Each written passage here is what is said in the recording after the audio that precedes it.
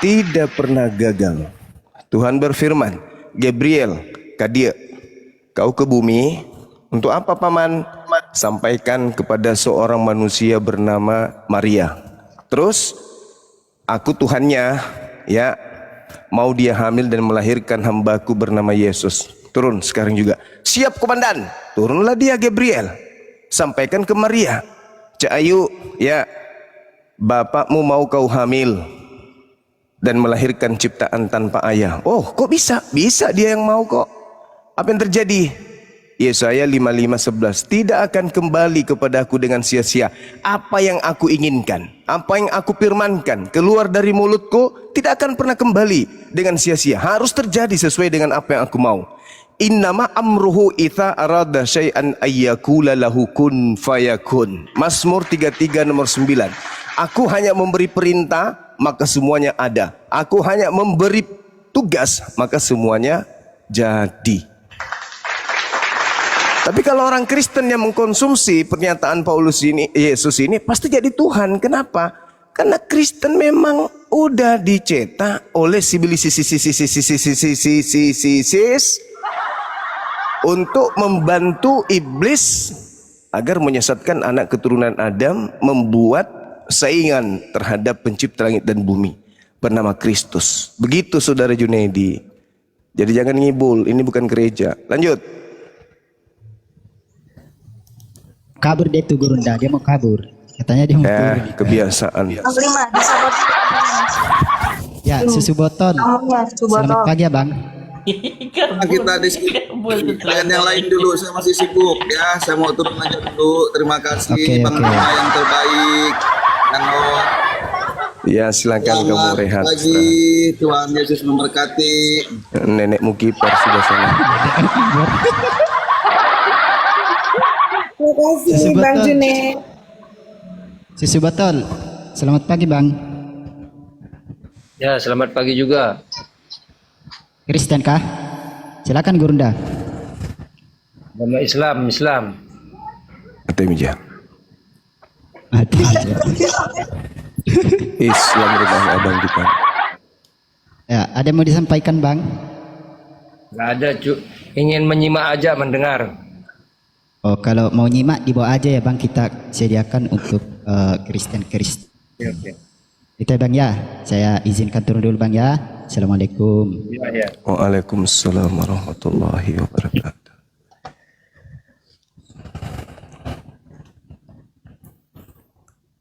Ya, barangkali Gurunda mau melanjutkan narasi. Kita tunggu Oten dulu kalau ada, silakan. Milo. Milo. Ya. Oten kah? Oh, apa itu Oten? Waduh, mati Mija. Orang Kristen. Udah 2026 nggak tahu apa itu Oten. Oten orang Kristen, Bang. Orang Kristen. Siap. Aku dari agama langit. Bisa Samawi berbahasa berarti. semut, bisa berbahasa cacing, bisa bahasa burung. Mati Mija. Kristen berarti, Bang. Enggak ya, bercanda ya. Lanjut. Kristen Yang itu jujur di lah, Bang. Markus 16 itu. Orang Aku Kristen bisa muridnya Kak berbahasa asing. Seripa. Oh, Aku Muslim muridnya Kak berarti. Seripa. Dia Kristen Oke. Titanium Bang Juma, Kristen Titanium dia itu muridnya Nabi Luga gitu. Oh gitu. Lanjut. Ya udah lanjut. Aku mau kerja dulu. Lanjut. Oke, sorry ya. Maaf. Oke. Mati Mija. Bismillahirrahmanirrahim. Assalamualaikum warahmatullahi wabarakatuh. Waalaikumsalam warahmatullahi wabarakatuh. Alhamdulillah. Sahabat yang dimuliakan oleh Allah, Waalaikumsalam warahmatullahi wabarakatuh. izinkan kita sedikit mengurai tentang penggenapan Taurat yang dimaksud Yesus di dalam ajarannya sebagai dosen kepada mahasiswa beliau yang ada di Yerusalem di abad pertama ketika beliau membawa misi penginjilan. Di dalam Al-Quranul Karim diterangkan bahwa Bismillahirrahmanirrahim, wa iz qala Isa bin Maryam ya bani Israel inni rasulullahi ilaikum musaddiqan lima baina yadayya minat Taurah wa mubasysyiran bi rasul yatim min ba'di ismuhu Ahmad. Jadi Yesus dalam agama Kristen itu nongol setelah Nabi Isa mengajarkan hikmah Taurat dan Injil kepada kaumnya Bani Israel. Nah, di abad sekarang kita bertemu dengan pengikut pengajaran Nabi Isa yang sudah disadur ke dalam bahasa Yunani melalui penelitian-penelitian yang disusun kembali oleh orang-orang yang tidak dikenal oleh Nabi Isa alaihissalam dan juga yang tidak dikenali oleh Yesus itu sendiri. Di tahun ini, tepatnya di tahun 2026,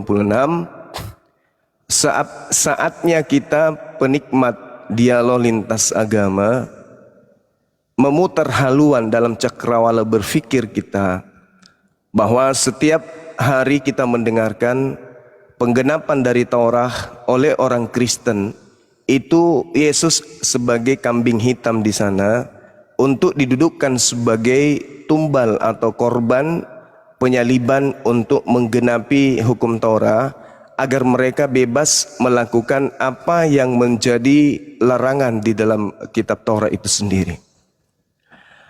Padahal sejatinya sahabat yang dimuliakan oleh Allah,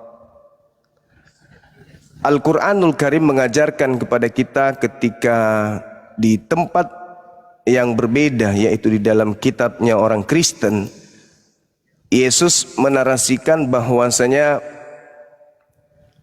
jika hidup keberagamaanmu tidak lebih baik, tidak lebih benar, tidak lebih sempurna daripada hidup keberagamaan orang Farisi dan juga ahli Taurat, maka katanya engkau tidak akan masuk ke dalam surga. Ini poin.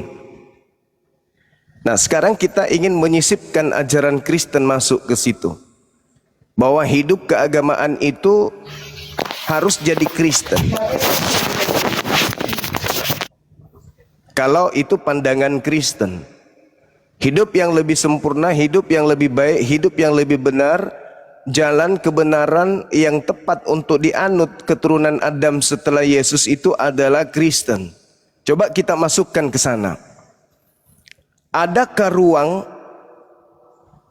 yang kita bisa nikmati sebagai penikmat debat lintas agama, di mana kita sebagai generasi Islam, umat Islam, itu bisa mendapatkan satu kesinambungan antara pengajaran Yesus yang mengatakan lebih baik ajaran itu harus wajib mutlak daripada ahli Taurat, yaitu Kristen.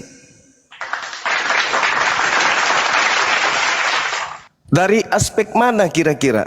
Dari kisi-kisi mana? Sudut pandang mana yang kita bisa lihat bahwa ajaran atau apa yang dianut ahli Taurat dan orang Farisi itu enggak kalah bagus, itu enggak kalah benar daripada ajaran Kristen hari ini. Saya sendiri tidak pernah menemukan itu. Maka solusi yang terbaik, agama yang sempurna daripada ahli Taurat yang hanya untuk kaum tertentu, yaitu ajaran Islam. Al-yauma akmaltu lakum dinakum wa atmamtu alaikum nikmati wa raditu lakumul Islam madinah. Maka kesinambungan daripada ajaran para nabi loncat harus ke Islam, gak bisa tidak. Ke Hindu nggak mungkin, ke Buddha nggak mungkin, Kristen apalagi. Maka syarat ada dua, kata Yesus dalam Matius 5. Hidup yang kekal bisa diperoleh pertama, jika kamu beragama. Kristen, konon ceritanya mereka mengatakan Kristen bukan agama, gugur.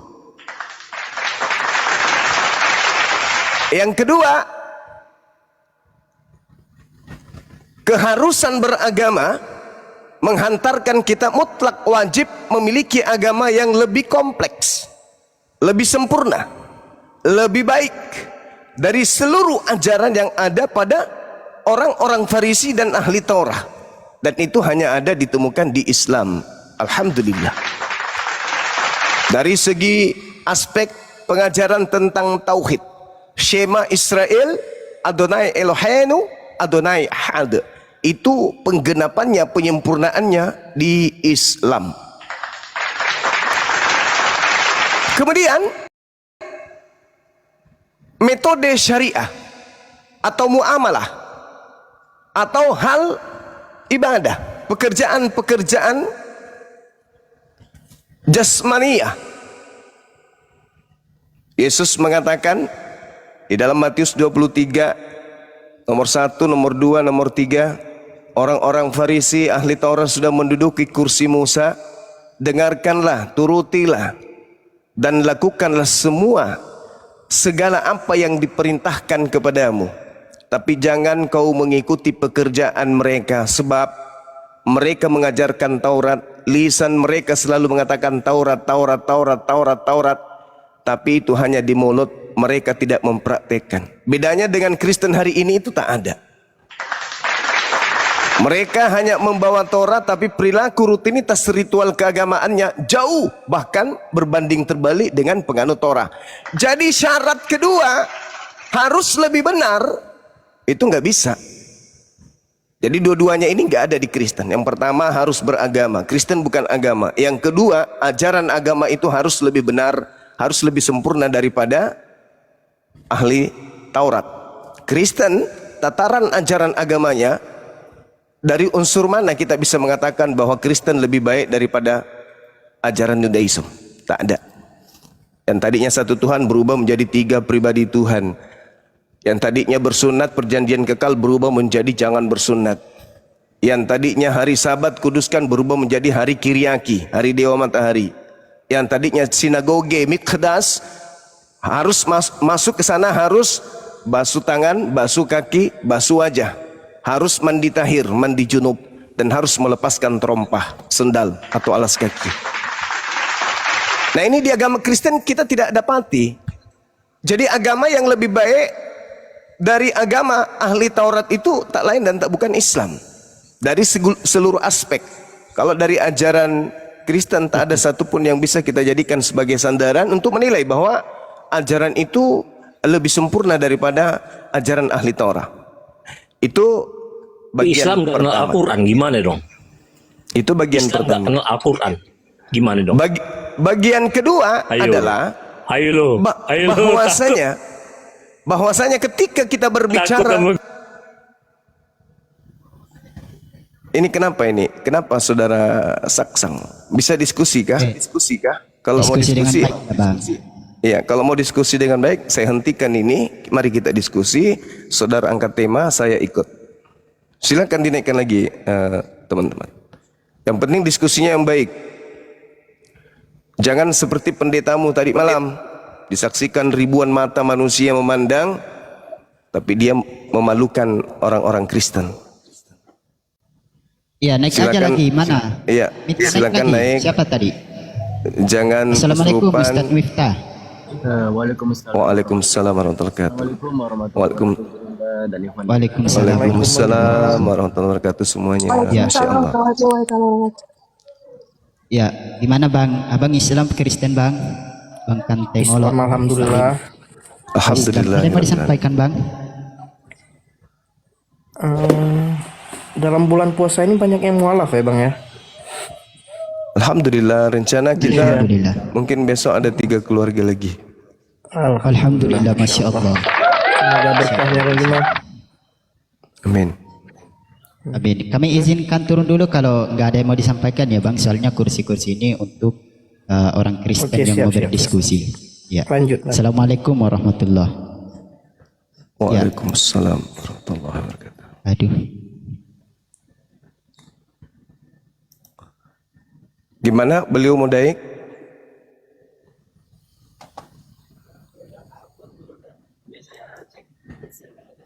Oh gitu. Ya sudah. Iya malah DM saya, naiklah aja. Ada itu di bawah itu, DM saya itu takut penakut katanya. Naiklah gimana sih takut ah. DM di akun yang nge-lab ini, tidak usah lah kau DM saya ini lagi lab, tidak bisa buka. Sini lu naik. Takut. Kamu yang penakut kok. Silakan Gurunda. Iya. Jadi teman-teman sekalian, itu pola A yang saya jelaskan tadi. Dan saya rasa teman-teman Kristen untuk tema itu tidak akan bisa sanggup membuktikan agama Kristen itu lebih baik dari ahli Taurat. Dari segi aspek bertuhan, kemudian syariat, pengajaran, pekerjaan-pekerjaan para nabi, apatah lagi konsep-konsep keselamatan setelah kematian. Nah, sekarang kita masuk dalam pengajaran Yesus. Apa yang dimaksud Yesus dengan dia datang sebagai penggenap? Nah, tentu ini adalah hal yang akan mengagetkan saudara-saudara kita Kristen, khususnya jemaat gereja maksud saya. Karena mereka tidak pernah diajarkan, bahkan cenderung terkesan disembunyikan ajaran Yesus dalam hal penggenapan ini. Dalam hal penggenapan Taurat, ketika Yesus sendiri mengatakan, jangan kamu menyangka aku datang untuk meniadakan Taurat atau kitab para nabi. Sesungguhnya aku datang bukan untuk meniadakan, melainkan untuk menggenapi. Artinya kita harus memahami dulu apa yang dimaksud dengan menggenapi. Menggenapi ini berasal dari akar kata genap. Genap itu artinya sempurna. Bukan meruntuhkan, bukan merubuhkan, bukan membatalkan, menghancurkan, menghilangkan, melenyapkan, atau membuat kadaluarsa tidak berguna lagi atau tidak berfungsi lagi. Melainkan genap artinya menyempurnakan yang tadinya masih ganjil. Nah, ini yang perlu kita tanamkan kepada saudara-saudara kita Kristen, khususnya para jemaat. Karena tentu pendeta atau pastor atau para penginjil atau penatua atau para gembala, lebih-lebih misionaris, tidak akan mungkin menyentuh materi ini. Itu nggak mungkin. Jadi yang pertama adalah penggenapan Yesus itu jelas terurai dan berkesinambungan, terjadi sinkronisasi antara pengajaran Torah dan pengajaran Yesus, satu kesatuan utuh yang tak terpisahkan. Saling mengait antara ajaran Nabi Musa, ajaran Yesus. Ini nggak bisa kemudian terpisahkan. Karena Yesus datang menggenapi artinya melengkapi. Kapan hilang satu berarti tidak genap, ganjil, cacat dia. Yang dimaksud penggenapan itu adalah menyempurnakan, melengkapi, mengisi ruang yang kosong sehingga genap seluruh aspek yang Musa ajarkan kepada kaumnya Bani Israel. Jadi penggenapan. Kata Yesusnya gini, karena itu aku berkata kepadamu, sesungguhnya selama belum lenyap langit dan bumi ini, satu iota atau satu titik tidak akan ditiadakan dari Taurat sebelum semuanya terjadi. Jadi Yesus menubuatkan tentang kehidupan secara tidak langsung sampai hari kiamat, bahwa sampai kiamat, sebelum hari Senin, Selasa, Rabu, Kamis, Jumat, Sabtu, Ahad, Senin, Selasa, Rabu, Kamis, Jumat, Sabtu, Ahad, Senin, Selasa, Rabu, Kamis, Jumat, Sabtu, Ahad, Senin, Selasa, Rabu, Kamis, Jumat, jatuh palu kiamat, segala sesuatu sudah terjadi, barulah Taurat itu dilenyapkan. Tapi kawan-kawan, sahabat-sahabat, oleh Kristen, yang dimaksud semuanya terjadi di sini adalah Yesus menyerahkan nyawa di atas tiang salib. Ini disambung-sambungkan ke Yohanes 19 nomor 30, karena di situ dikatakan semuanya telah selesai, maka Yesus menyerahkan nyawanya, maka matilah dia. Disambungkan ke sana teman-teman. Jadi itu doktrin yang tidak ada hubungannya dengan penggenapan Taurat. Kita lanjut.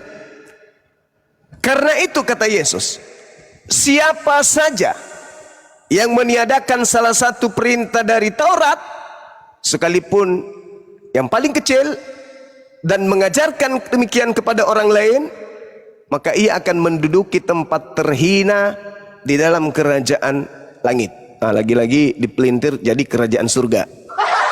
Dan terhina dirubah menjadi terendah.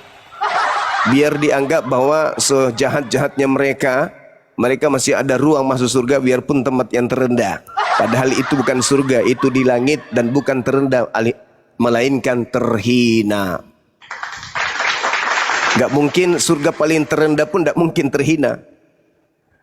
Jadi orang yang mengajarkan, meniadakan hukum Taurat meskipun yang paling terkecil, bukan hukum ya, menghilangkan ajaran Taurat meskipun yang terkecil, atau menghilangkan Taurat, atau menghilangkan aturan-aturan, ketetapan, hukum-hukum, perintah dan larangan yang Musa terima, Nabi Musa terima dari Tuhan, meskipun yang paling terkecil, maka dia akan menempati tempat terhina di dalam kerajaan langit, alias neraka. Nah, apakah Paulus, apakah Kristen, apakah gereja, apakah pendeta, apakah pastor, apakah orang-orang Kristen meniadakan hukum Taurat, ajaran Taurat meskipun yang paling terkecil? Jawabannya, hanya orang sedeng yang tidak mau mengatakan menghilangkan. Tempatnya kemana kata Yesus? Neraka.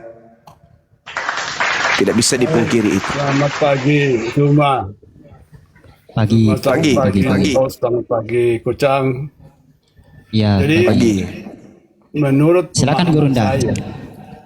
menurut pemahaman saya, Suma, Tuhannya Nabi Musa itu adalah iblis. Kata Yesus berkata di Yohanes pasal 8 ayat 44, iblislah yang menjadi bapakmu. Itu disaksikan oleh orang banyak, bukan 2 atau 3 orang. Orang banyak, ya, orang-orang Yahudi yang beragama Yudaisme. Yesus adalah seorang yang murtad dari Yudaisme, meninggalkan Taurat, melanggar Taurat. Dia dihukum mati karena pelanggarannya, karena dosanya kepada Yehova. Sedangkan Yehova itu bukan Bapa. Yehova itu bukan Bapa, dia adalah iblis yang bermain sebagai Tuhan. Nah, jadi Nabi Musa dan nabi-nabi lainnya itu diperdaya sampai dengan Maleaki. Maka Yesus datang ke dunia ini.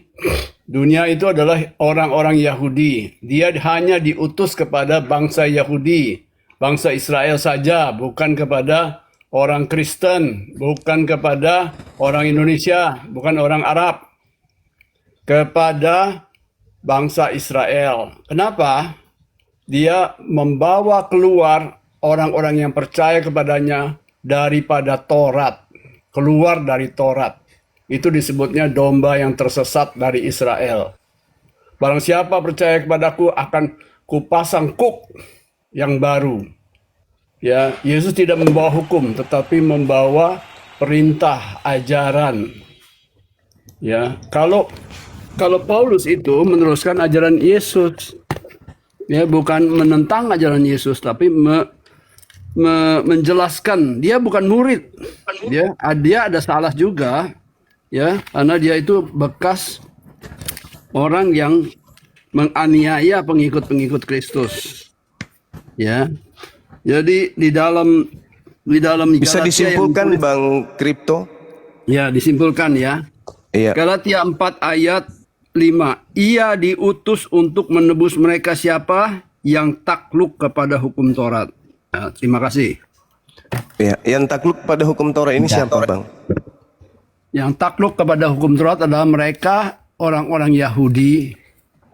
Ya. Bukan Kristen kan? Bukan Kristen. Oh, berarti Yesus menebus orang Yahudi ya? Ya, Yesus bukan penebus dosa orang Kristen, bukan juru selamat orang Kristen, ya. Dia menebus menebus dosa-dosa murid-muridnya. Ketika ditangkap, Yesus mengatakan, lepaskanlah mereka. Murid-muridnya kemudian dilepas. Sebetulnya muridnya juga harus dihukum mati, sama dengan gurunya. Ya, Yesus itu menebus. Ya, bahkan Kayafas bilang, oke, saya setuju, lepaskanlah mereka. Kalau tidak, bangsa kita habis. Ya, itu. Jadi Yesus itu datang. Saudara Kripto ini dari sekte mana? Ya. Nah, kalau saya Ini mabok. ditanya, Gerunda mabok dia, Kripto. teman, Mabok, Kucang. semuanya diborong dia. Tunggu, Kucang. Udahlah, Kripto. Kalau saya, Terlalu banyak makan beda. dengar, kalau saya pergi ke gereja Katolik, saya bilang, pastor, Yehova itu adalah iblis, kamu keluar. Kalau saya pergi ke gereja Protestan, saya bilang kepada pendetanya, kamu tahu nggak Yesus mengatakan bahwa Yehova dari iblis, kamu keluar. Di mana saya bisa bergereja kalau saya berpaham begitu, Bang Zuma? Jadi Oke, saya baik. Kristen yang tidak berdenominasi. Iya, baik. Satu pelajaran yang ingin saya dapatkan dari apa sih Cipto? sabar saudara Yosua. Saya ingin satu materi pelajaran yang berharga buat saya hari ini. Pada titik mana saya bisa membedakan antara iblis dengan Yothevave yang mengutus Yesus, yang Yesus katakan di dalam Yohanes 5, jangan kamu menyangka bahwa aku akan mendakwa kamu, menghakimi kamu di hadapan Elohim, di hadapan Bapa. Yang menghakimi kamu adalah Musa, yaitu Musa yang kepadanya kamu menaruh pengharapanmu. Nah, pertanyaan saya, Bapak yang dimaksud di sini itu masih termasuk iblis? Bukan, Bang Zuma. Nah, Bapak ini itu, yang saya mau Bapak gali. itu berbeda dengan Yehova. Bapak Nah, itu yang saya bukan mau gali iblis. itu, Pak, pembedanya antara Yehova dengan Bapa itu di mana? Garis pemisahnya di mana? Ya, dua-duanya mengklaim adalah Tuhan semesta alam. Bapa itu Tuhan semesta alam bagi Yesus. Yehova adalah Tuhan semesta alam bagi Nabi Musa. Kan Yehova kan dalam bahasa Ibraninya, Pak. Bapa itu dalam bahasa Indonesia. Kenapa menggunakan Bapak- kata pater? Kenapa menggunakan kata pater? Karena ada dua agama di bumi ini yang memanggil sang Tuhan utama dengan panggilan Bapa, yaitu orang Yahudi dan orang Roma Yunani. Orang Roma Yunani juga memanggil Tuhan mereka yang paling senior itu dengan panggilan pater. Nah, untuk itu kalau Anda membedakan Yehova dengan Bapa, Yehova itu Ibraninya, Bapa itu bahasa Indonesianya. Gimana bisa membedakan itu? Lain-lain. Yesus Coba. berkata, ketika dia mungkin- berdoa, dia mengatakan Bapa, Tuhan langit dan bumi. Jadi Bapaknya, Bapa yang disebutkan oleh Yesus atau Pater, Abba, ya kan? Itu adalah Tuhan semesta alam. Yesus itu bukan Tuhan, Yesus itu adalah utusan, ya. Jadi Yehova itu adalah nama dan sebutan. Keluaran pasal 3 ayat 15. Yehova itulah namaku, ya. YHVH tetragramaton, itulah namaku untuk selama-lamanya, jangan diganti, dan itulah sebutanku turun temurun, jangan pernah diganti. Ya, tapi itu. ada hal menarik, Pak. Kalau misalnya Anda kemudian mengatakan itu di dalam Amos 5:27, yang disebut Bapa juga itu adalah Elohim itu sendiri, yang disebut Allah itu juga adalah Yehova itu sendiri, dan yang disebut Bapa juga adalah Elohim atau Yothevave itu sendiri. Gimana ceritanya Anda bisa membedakan? Atau mungkin sabar dulu Bang. Atau mungkin rujukan Abang ini ke Yohanes 8:44 ini. 844 itu berdiri sendiri, ya. Jadi tadi maaf ya, jangan mengatakan Allah itu adalah Yehova, bukan.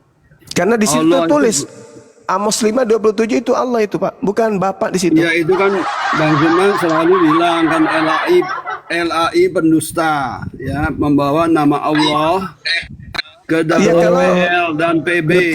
Dan Kalau di perjanjian baru Semua itu perjanjian baru itu cuma memang tidak ada asal dasar congor saja pijakannya semua. untuk menyebut kata Allah di situ, Pak. Perjanjian baru. Ya, semua. Kalau perjanjian Kamu nggak lama tahu. sampai hari ini orang Yahudi pun mengklaim Jangan bahwa mute, yang mereka sebut moderator. Elohim atau Yothevave atau Hashem Adonai itu adalah Allah dalam pandangan Islam. Itu nggak bisa Anda rubah. Ya, di mana? Nah, sedangkan kalau agama Kristen ini kan dalam kitabnya Perjanjian Baru itu Theos. Theos itu dewa, nggak bisa Anda sebut Theos itu dengan sebutan Bapa, dengan sebutan Allah, itu nggak boleh. Haram hukumnya. Karena Theos itu adalah dewa yang turun ke bumi menjelma menjadi manusia. Filipi 2 nomor 6, nomor 7, nomor 8. Sedangkan Yotepave itu adalah hakikat pencipta yang maha suci lagi maha tinggi. Boleh orang Yahudi menyebut Elohim dengan sebutan Allah Subhanahu wa taala, boleh. Karena Yesaya 5:16 Elohim itu disebut Subhanahu wa taala, hakikat yang maha suci lagi maha tinggi. Boleh orang Yahudi menyebut Tuhan mereka dengan sebutan Allah, boleh. Kami halalkan, kami bolehkan. Tapi kalau orang Kristen menyebut Tuhan mereka yang adalah Theos, dalam Perjanjian Baru menyebut dengan Allah, kami haramkan hukumnya. Itu nggak boleh.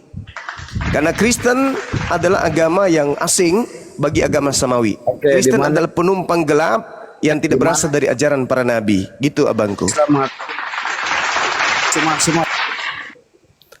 Jangan emosi abang. Silakan kita diskusi pakai ilmu. Anda boleh tegas berilmu tapi ya. Silakan. Iya, iya. Kan semua, ayo.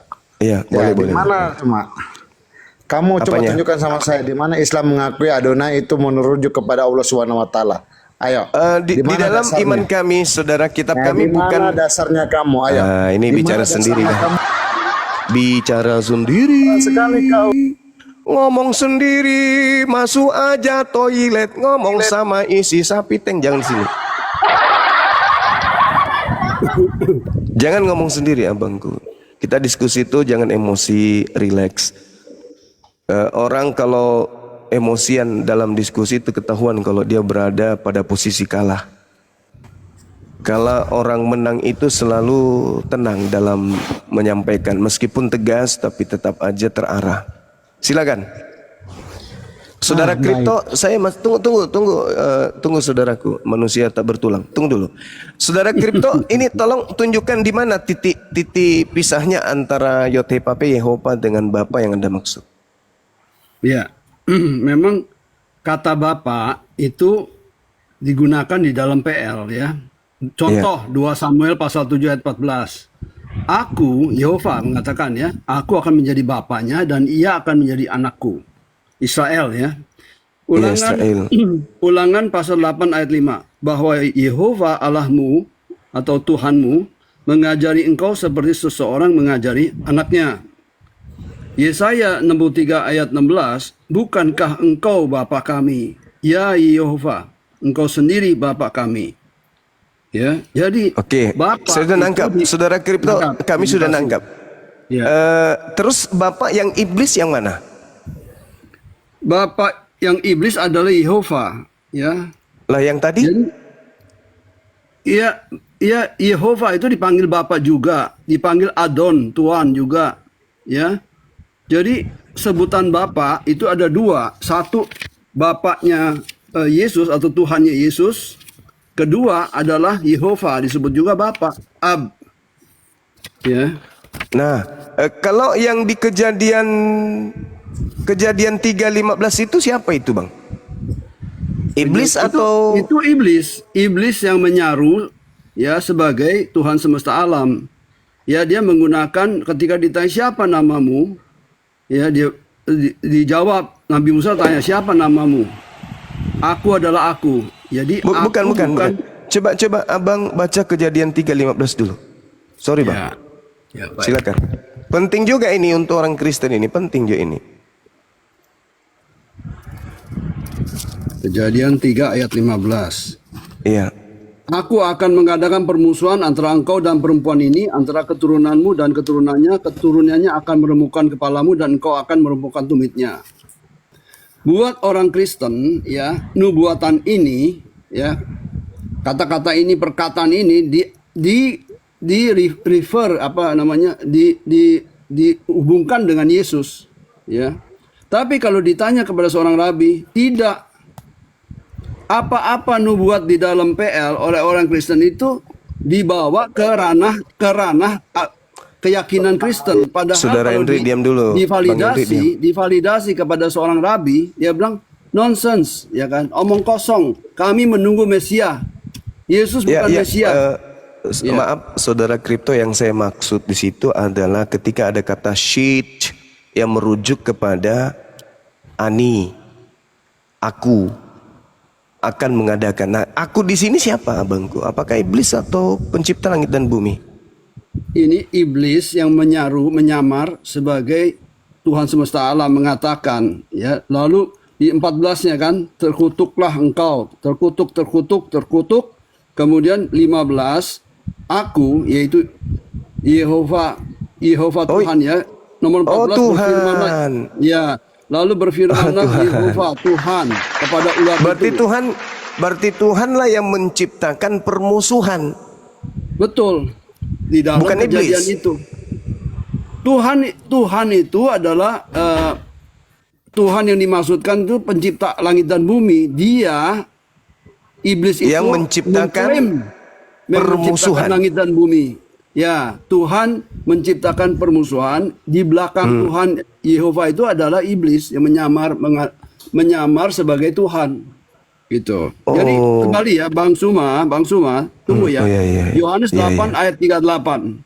Apa ini Yesus mengatakan? Apa yang kulihat pada Bapa B besar, ya, pada Abba, ya, yaitu Tuhannya, itulah yang kukatakan.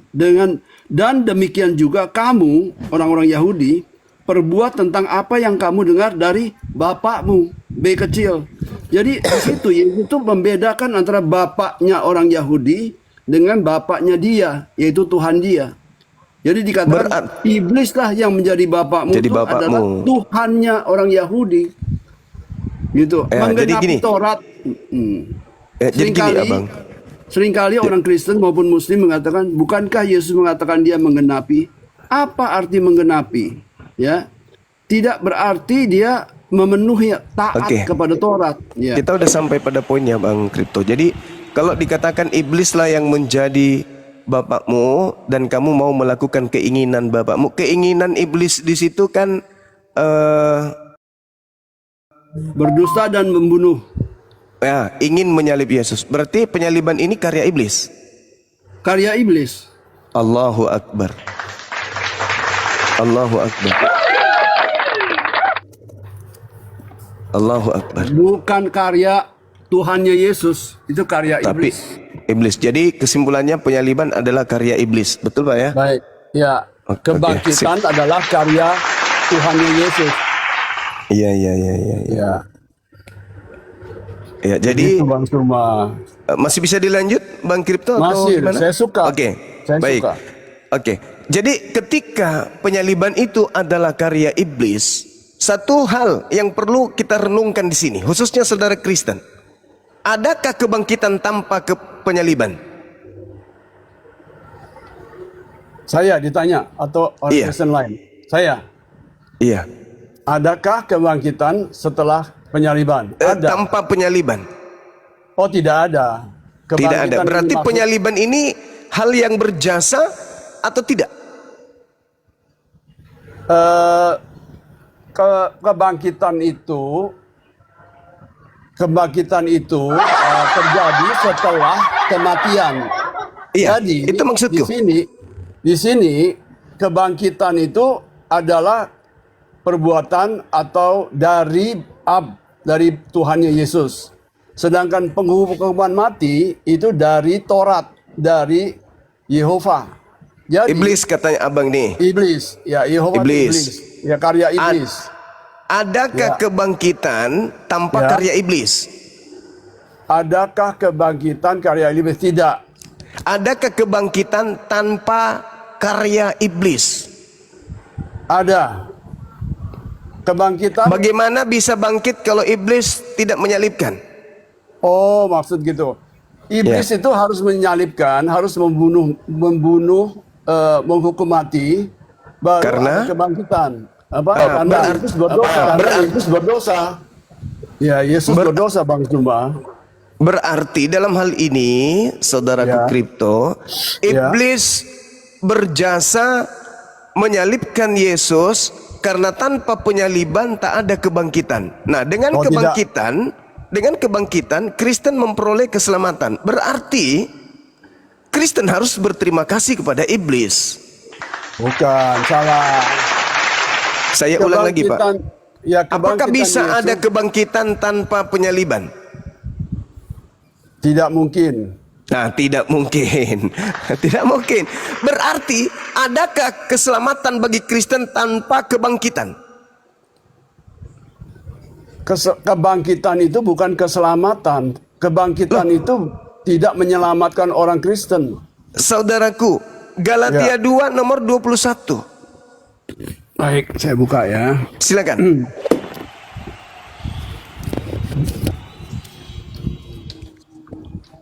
Ini Pak Cipto ini ngaur-ngaur juga ini. Tunggu. Galatia berapa Bang Suma? Galatia 6, Galatia 2 nomor 21. Nomor 21. Aku tidak menolak kasih karunia Tuhan. Ya. Sebab sekiranya ada kebenaran oleh hukum Taurat, maka sia-sialah kematian Kristus. Nah, Gitu. sia-sia. Betul. Itu yang pertama. Yang kedua, 1 Korintus 15:17. Coba dibuka dan dibaca biar semua kita dengar di sini. Tuh.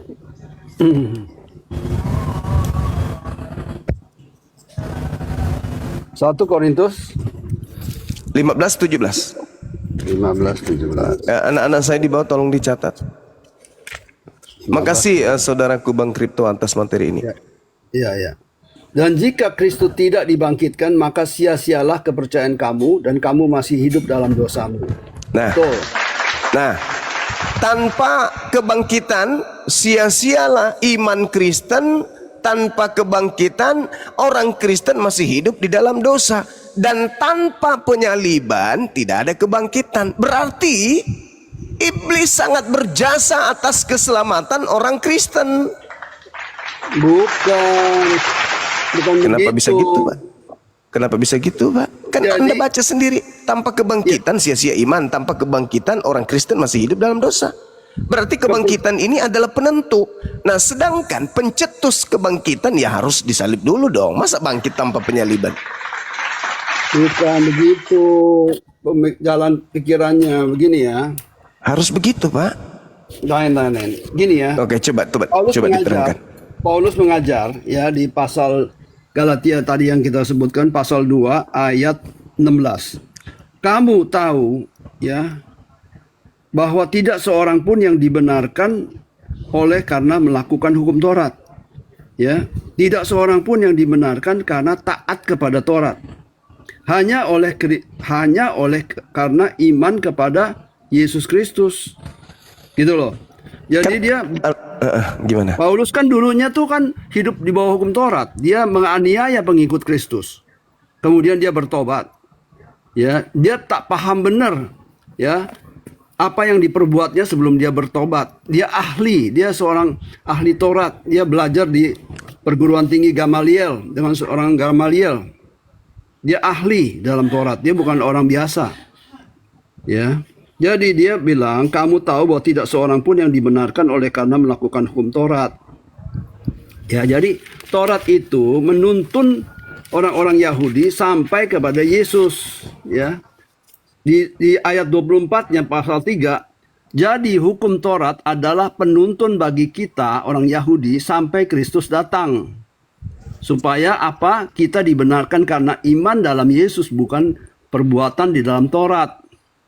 Sekarang iman itu telah datang, karena itulah kita tidak lagi berada di bawah pengawasan penuntun, yaitu hukum Taurat. Itu, Bang. Ya, udah. Artinya supaya tidak lagi hidup di bawah pengawasan penuntun, maka Taurat ini harus dilenyapkan.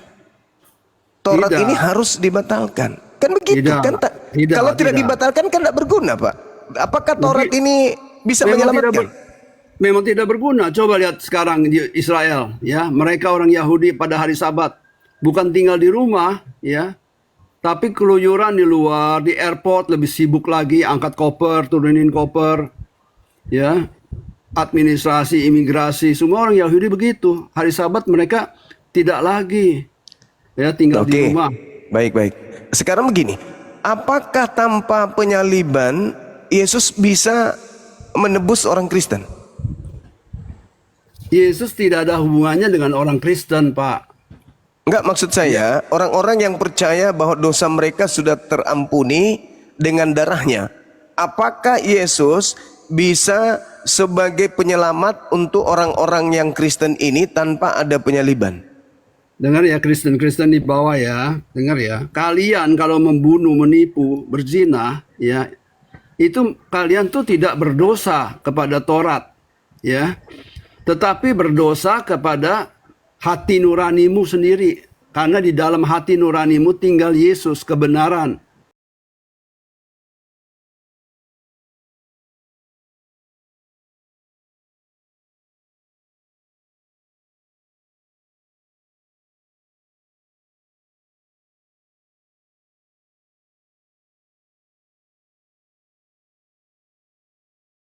Ya, setelah kamu mati, boleh kamu punya peti, kalian Kristen, petinya dari kayu yang berharga, pakai salut emas, ya.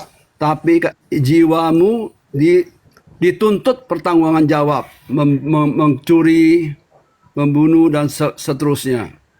Tetapi tidak ada melanggar hukum Sabat, karena Sabat itu ada di Taurat. Orang Kristen tidak lagi hidup hidup mengikuti ketetapan Taurat, antara lain Sabat, mencuci tangan sebelum makan, ya, memberikan korban persembahan setahun sekali oleh Nabi di Ruang Maha Kudus. Tidak, kita bukan jadi orang fungsi penyaliban untuk Kristen itu apa, Abang? Nol. Kalau fungsi kebangkitan? Kebangkitan juga nol. Nol. Karena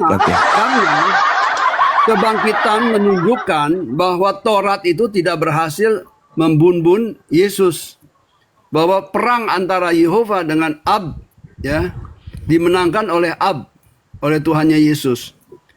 Ya, Taurat itu membunbun Yesus, tapi Ab ini membangkitkan kembali. Dia yang dibunbun. Tapi dalil yang kita baca tadi 1 Korintus 15 itu nggak berfungsi dong. Mana 1 Korintus 15 17. Ya, 17. Dan jika Kristus tidak dibangkitkan, maka sia-sialah kepercayaan kamu. Kamu tuh orang-orang Yahudi, dan kamu orang Yahudi itu yang mengikut Yesus, dan kamu masih hidup dalam Taurat, dalam dosamu, karena Taurat itu tidak pernah, kata Yesus, tidak seorang pun bisa bukan menggenapkan, mentaati Taurat. Beda dengan menggenapkan. Paulus mengatakan dia tidak bercacat, Pak, dalam menjalankan Taurat. Kelihatannya, rupanya, kelihatannya, perasaannya. Paulus ngaku kok tidak bercacat. Tidak bercacat kan, dalam iya kan, dia berasa waktu dia sebelum bertobat, ya. Sebelum bertobat itu kan perasaannya. Oke, jadi penyaliban itu adalah karya iblis, Pak, ya. Betul, Bang Suma, terima kasih. Oke. Kita sepakat. Saya pun mengaku itu, bahwa penyaliban itu adalah karya iblis. Itu juga siapa lagi yang ada di Amerika, itu juga akui bahwa penyaliban itu adalah karya iblis. Dah, makasih Pak Kripto. Terima kasih, Bang Luar Suma. biasa. Terima kasih, selamat Luar biasa. pagi. Ya. Pagi.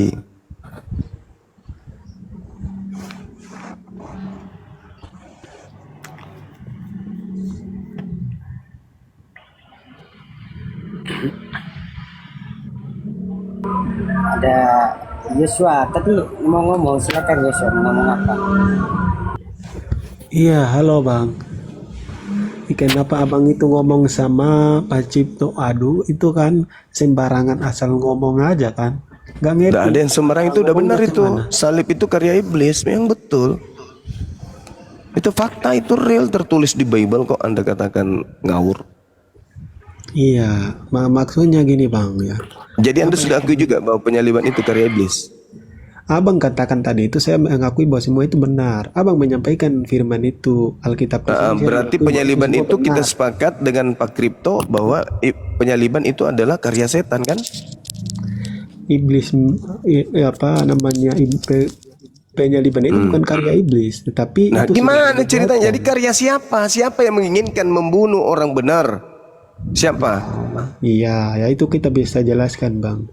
Iya, apa? Yang abang udah dibawakan di dalam perjanjian lama bahwa Allah menjanjikan adalah seorang untuk meremukkan kepala ular itu. Ular itu artinya untuk Nggak ada hubungannya, menaklukkan nggak ada dosa hubungannya. itu, maut itu.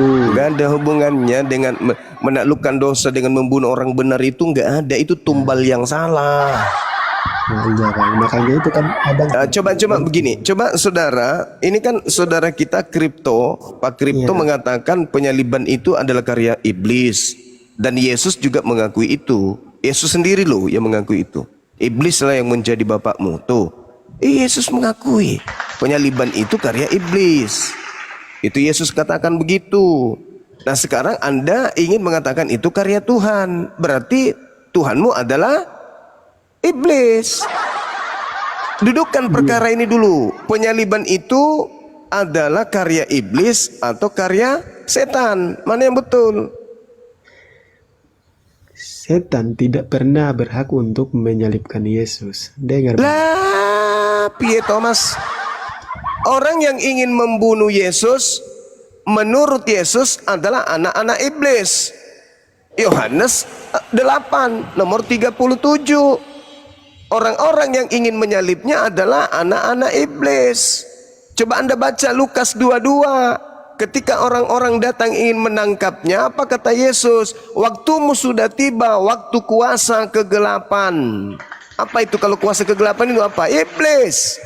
Jadi penyaliban itu adalah kuasa kegelapan alias iblis. Pak Kripto dalam hal ini betul. Dia Kristen yang benar. Kalian aja yang menyanjung iblis. Padahal yang menyalib itu iblis. Yesus mengatakan itu loh saudaraku. Silakan. Iya, saya mengerti. Iya, saya mengerti itu. Berarti sudah paham. Berarti penyaliban karya iblis. Dengar dulu kan itu semua ada. Apalagi? Ya dengar ya. Gini. Apalagi yang mau dipelintir? Itu sudah dijanjikan oleh Allah bahwa selalu begitu. Kata Pak Kripto, itu iblis yang menjanjikan keselamatan dengan cara menyalib, itu iblis. Dan kata Yesus juga begitu. Matius 23 ente baca 32-33. Orang yang menyalib dan orang keturunan penyalib itu tempatnya neraka. Bagaimana mungkin engkau akan masuk ke dalam neraka? Tidak mungkin, kata Yesus. Jadi jangan mimpi, Cak Ayu. Iya, baik. Ya, baik apa? Gini Bang Juma, coba Bang Juma pikir secara logika coba. Kalau memang yang tadi ini aku nggak pikir logika, rupanya kau pikir. Iya, maksudnya kan gantian biar orang di bawah enak. Ya, sekarang kamu simpulkan dengan tegas. Orang-orang yang mau menyalib Yesus, menurut Yesus, bapaknya adalah Tuhan atau bapaknya adalah iblis? Jawab. Iya, aku jawab nanti. Gini. Jadi kalau Abang Suma mengatakan bahwa itu karya iblis atau rancangan iblis, ya jangan karya, rancangan iblis. Bukan saya yang mengatakan itu, Yesus yang mengatakan itu. Iya, Yesus. iya makanya Yesus yang mengatakan itu. Iya diam. Yohanes 8 nomor 37. Hei, dalil membodohi pula. Yohanes 8 37 38. Yang ingin menyalib Yesus itu adalah anak-anak iblis. Iya, maksudnya gini ya Bang Juma, kalau saya setuju dengan Abang bahwa itu adalah rancangan iblis, kecuali iblis itu dengar dulu ya. Abang setuju ya.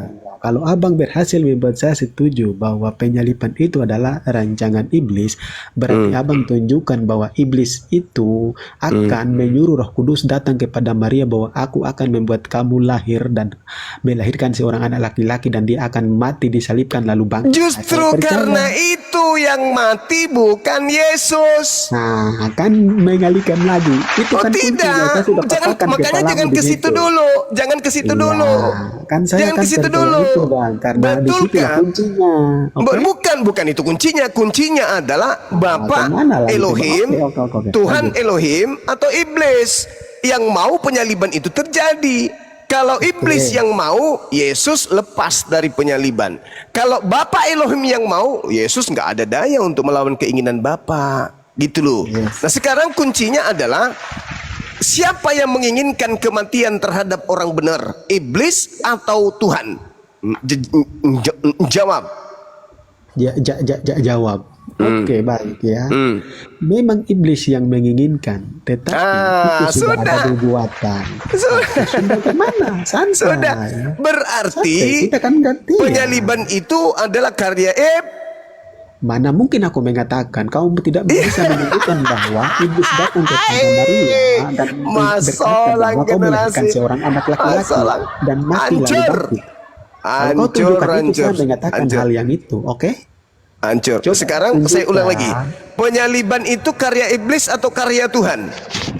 Ya iya kak, karya Tuhan. Nah, bagaimana mungkin saya mengatakan karya iblis kalau kau tidak Berarti menunjukkan Tuhan ayat? lu iblis. Tunjukkan ayat bahwa iblis datang kepada Maria. Dan Yesus mengatakan bahwa kau apa melahirkan ketika seorang orang-orang anak laki-laki, lalu mati ada dan dua bangkit dari keadaan. ketiga. Saudara, Coba tunjukkan, di luar tunjukkan iblis yaitu manusia. Ada dua keadaan di mana Yesus memberikan umpatan kepada orang yang ingin membunuhnya. Umpatan pertama, kalian adalah anak-anak iblis. Umpatan kedua adalah kalian membawa kuasa kegelapan. Nah, di mana penyaliban itu Anda bisa tunjukkan bahwa itu adalah karya keselamatan? Di mana Anda bisa tunjukkan? Iya, baik. Bang Juma, ini aja kita langsung masuk ke kesimpulan ya. Biar enak orang di bawah dengar. Iya, takut sih, nggak bisa menjawab ya. Bapak mau diskusi dengan saya, coba tantang saya. Nggak bisa, nggak ada yang sanggup. Oke, kesimpulannya, orang-orang yang ingin menyalib Yesus itu anak Tuhan atau anak iblis menurut Yesus? Jawab. Ya, baik ya. Saya tadi mengatakan bahwa lagi kabur. Saya ulang lagi. Ini kesimpulan. Orang-orang yang ingin menyalib Yesus, dengar. Orang-orang yang ingin menyalib Yesus, mereka adalah anak-anak Tuhan atau anak-anak iblis? Jawab. Iya. Aku mengatakan bahwa itu anak iblis, tetapi rancangan bukan rancangan iblis, oke?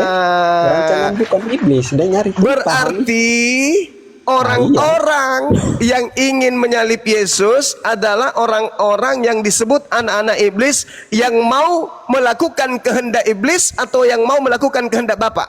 Tuhan, iya, jawab. Bagus ya. Aku jawab, dia melakukan kehendak iblis, tetapi rancangan bukan rancangan iblis, oke? Kau dengar itu? Berarti, jawab, dengar. ya? Berarti kesimpulannya penyaliban adalah keinginan iblis, betul? Keinginan bukan keinginan iblis, Bang. Itu adalah rancangan Bapa. Kau dengar itu, oke? Iya. Kalau kau berani sanggup, masalah generasi. Kalau kau berani sanggup menunjukkan masalah generasi. Tadi iblis, tadi anak iblis, tadi keinginan iblis. Pas terakhir berubah menjadi rancangan Bapa. Ngomong sendiri. Masalah generasi. Kamu mau tipu saya? Saya ulang lagi. Orang-orang yang ingin menyalibkan Yesus menurut Yesus, orang-orang yang ingin melakukan keinginan iblis atau keinginan Tuhan. Silakan. Nggak usah, Bang, kamu nggak bisa membodohi saya. Tunjukkan saya hancur. mengatakan kepada Maria Hancur. Jadi laki-laki dan tengoklah mati dan teman-teman dibangkitkan. Kristenku yang menjadi pengikutku ya. Karena saya yakin di bawah banyak teman Kristen jadi pengikut Bang Suma di bawah ingin nyimak. Tengoklah ini. Jadi saudara kita kripto kita hargai, kita kasih penghargaan. Beliau telah menemukan benang merah bahwasanya penyaliban itu adalah karya iblis. Sementara Yosua ini masuk dalam kategori orang yang ingin menipu dirinya sendiri, niatannya menipu kita dan Allah, tapi dia menipu diri sendiri. Yukhadi'unallaha walladzina amanu wa ma yakhda'una illa anfusahum wa ma yasurun. Padahal tertulis di dalam Bible, kata Yesus, mereka yang ingin menyalib Yesus adalah anak-anak iblis dan mereka mau melakukan keinginan bapaknya, yaitu membunuh orang benar. Saya kira begitu. Sementara saya ibadah dulu sejenak 10 menit insyaallah. Lanjut. Aduh, Bang Juma mau bodohin saya. Aduh, gimana sih? Kalian pun aneh-aneh menjawabnya. Iblis itu esensinya berbeda dengan Tuhan. Makanya iblis itu tidak akan mau mengorbankan dirinya bagi orang lain. Tetapi esensi Yesus itu, yang pengorbanan salib itu esensinya. Kan seperti itu diajarkan dalam Kristen. Kalian menjawab gimana kalian? Makanya dalam Yohanes 3:16, karena begitu besar kasih Allah akan dunia ini, sehingga ia telah mengaruniakan anaknya yang tunggal. Iblis nggak akan mau memberi, tetapi iblis itu akan